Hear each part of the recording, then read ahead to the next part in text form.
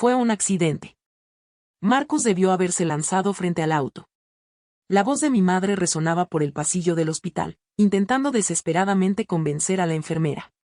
Yo yacía en la camilla de urgencias, con las costillas ardiendo de dolor en cada respiración, escuchando a mi familia tejer sus mentiras. Me llamo Marcus Anderson. Tengo 24 años. Y anoche, mi padre me atropelló deliberadamente con su coche. Mientras veía a mi familia desesperarse por protegerlo, entendí que este era el momento en que todo iba a cambiar. Señora Anderson, el patrón del impacto sugiere lo contrario, respondió la enfermera con firmeza, alternando la mirada entre el rostro desesperado de mi madre y la expresión helada de mi padre. Pude ver a mi hermana menor, Emma, merodeando nerviosa al fondo, evitando el contacto visual. Siempre ha sido dramático, declaró mi padre, con esa voz autoritaria que había silenciado a nuestra familia durante años. Seguramente busca llamar la atención otra vez. Ya saben cómo son los jóvenes hoy en día. Cerré los ojos, recordando cómo había empezado todo apenas 24 horas antes. Finalmente me había enfrentado a él, reuniendo el valor para decirle que dejaría el negocio familiar para perseguir mi sueño de convertirme en biólogo marino. Su rostro se tornó de ese peligroso tono púrpura que conocía desde la infancia. «Eres un desagradecido de porquería», me había escupido, acorralándome en la entrada de la casa. «Después de todo lo que he construido para esta familia, ¿y lo tiras a la basura para andar jugando con peces?» Por primera vez no cedí. Me planté firme. «Es mi vida, papá. Pasé 6 años trabajando en tu empresa, intentando ser el hijo que querías. Ya basta».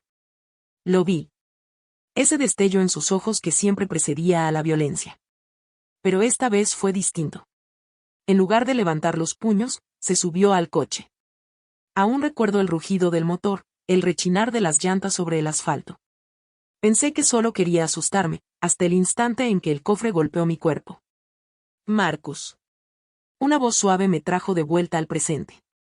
El señor Sullivan, mi vecino de 78 años, estaba de pie en la puerta de mi habitación del hospital. Su rostro curtido mostraba preocupación y sus manos apretaban algo. «El señor Sullivan», mi voz se quebró. Él había sido quien llamó a la ambulancia, el primero en llegar a mí tras el impacto. «Fuera», ladró mi padre. «Esto es un asunto de familia». El señor Sullivan ni se inmutó. En vez de eso, se dirigió a la enfermera. «Tengo algo que necesita ver». Levantó un pequeño dispositivo, su cámara de tablero.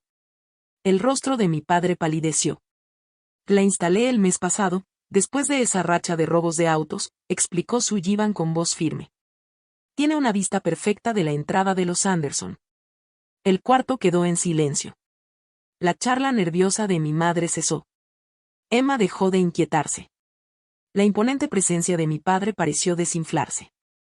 «Eso no es necesario», intentó decir mi padre, pero la enfermera ya extendía la mano hacia el aparato. «En realidad, señor», dijo ella con firmeza, «en casos de sospecha de lesiones intencionales estamos obligados a revisar toda la evidencia disponible». Vi cómo la fachada cuidadosamente construida de mi padre empezaba a resquebrajarse. Sus manos, usualmente tan firmes, comenzaron a temblar. El rostro maquillado de mi madre se desmoronaba al comprender que su versión de los hechos estaba a punto de ser destruida por pruebas irrefutables. «Marcus», la voz de mi padre adoptó ese tono peligrosamente suave que usaba para manipular. «Hijo, podemos resolver esto como familia. No hay necesidad de involucrar a extraños».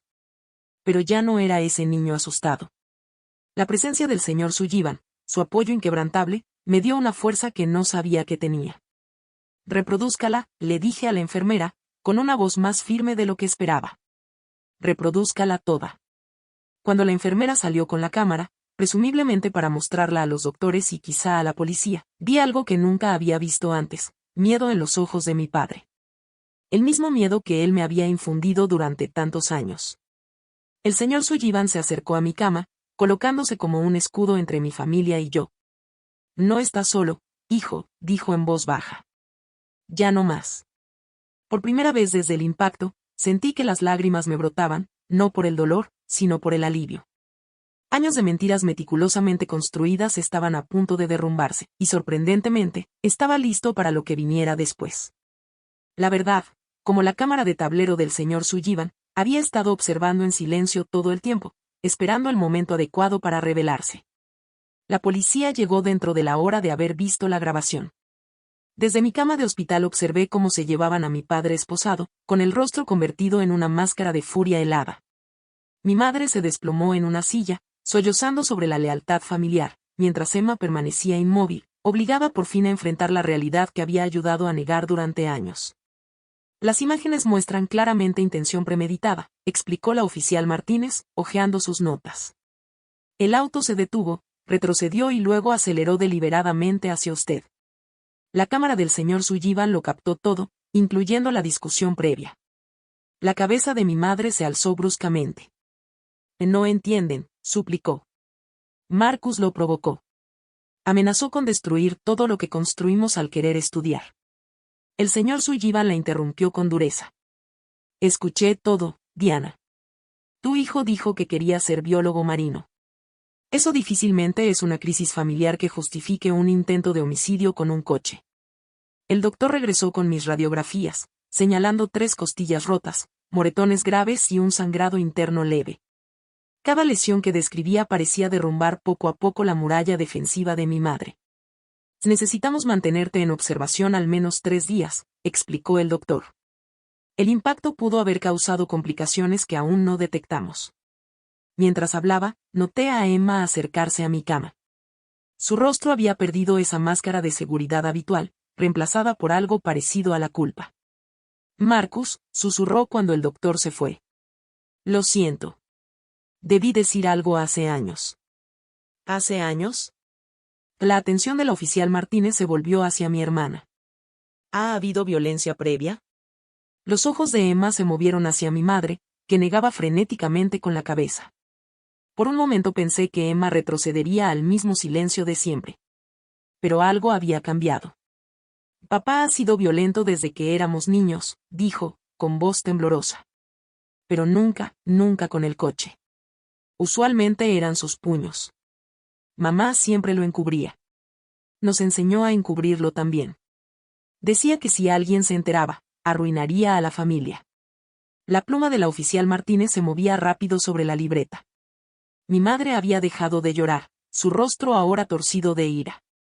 ¿Cómo te atreves? Le siseó a Emma. Después de todo lo que hemos hecho por ti. La voz del señor Sullivan cortó el aire como acero. He visto durante 15 años cómo encubrías la violencia de ese hombre. Escuché los gritos, vi los moretones. Me quedé callado, me convencí de que no era asunto mío. Pues ya no más. Sacó su teléfono, mostrando lo que parecía ser una galería de fotos. He documentado todo lo que he presenciado desde que me mudé al lado. Fechas, horas, fotografías de las lesiones que observé. Puede que sea viejo, pero sé usar un celular. El color desapareció del rostro de mi madre. La fachada cuidadosamente construida de nuestra familia se estaba desmoronando, y ella perdía el control de la narrativa que había mantenido durante décadas. No pueden hacer esto, murmuró. Somos respetados en esta comunidad, el negocio de los Williams. Sobrevivirá sin él, la interrumpí, encontrando fuerza en el apoyo que me rodeaba. La empresa tiene un consejo directivo. Se van a deslindar de él en cuanto esto sea público. Emma se acercó más, tomando mi mano. Fue el primer gesto genuino de apoyo que me mostraba en años. Voy a testificar, dijo en voz baja. Sobre todo. Nada de encubrir más. La oficial Martínez asintió con aprobación. Necesitaremos declaraciones formales de los dos. Señor Sullivan, su documentación será invaluable para el caso. Mi madre se puso de pie de golpe, la silla rechinando contra el piso. Se van a arrepentir, dijo, pero su voz carecía de la autoridad de siempre. Todos ustedes, esta familia no es una familia. Lo termino por ti, la interrumpí. Es una prisión, y estamos saliendo de ella.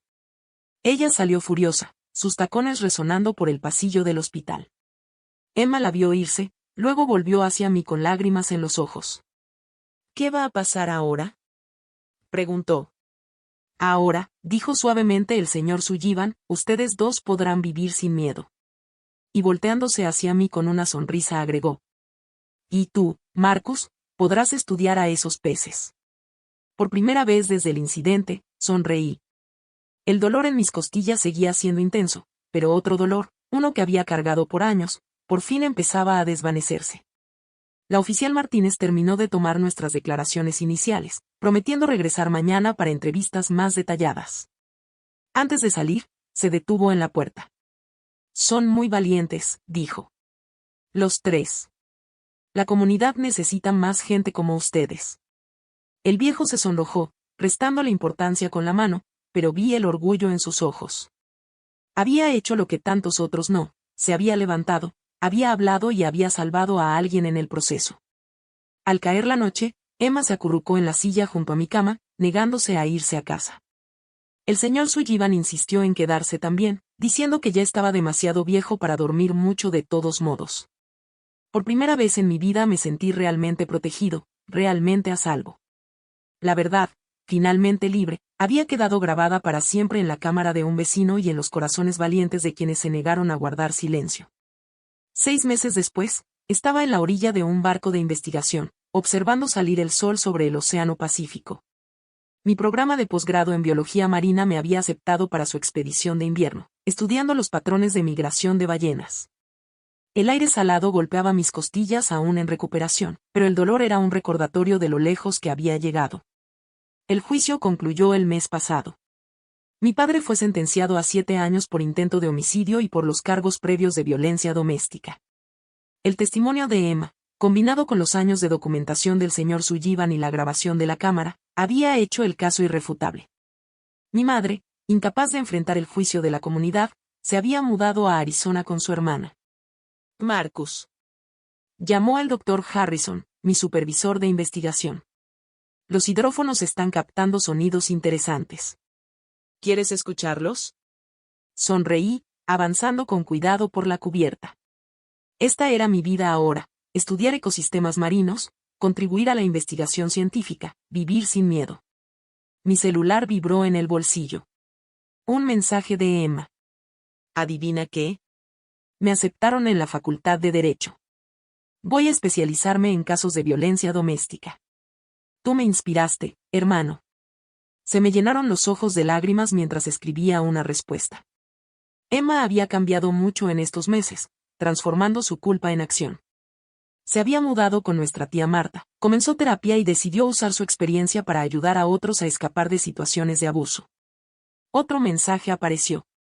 Esta vez de parte del señor Sullivan, revisa tu correo cuando puedas. Te mandé fotos del jardín.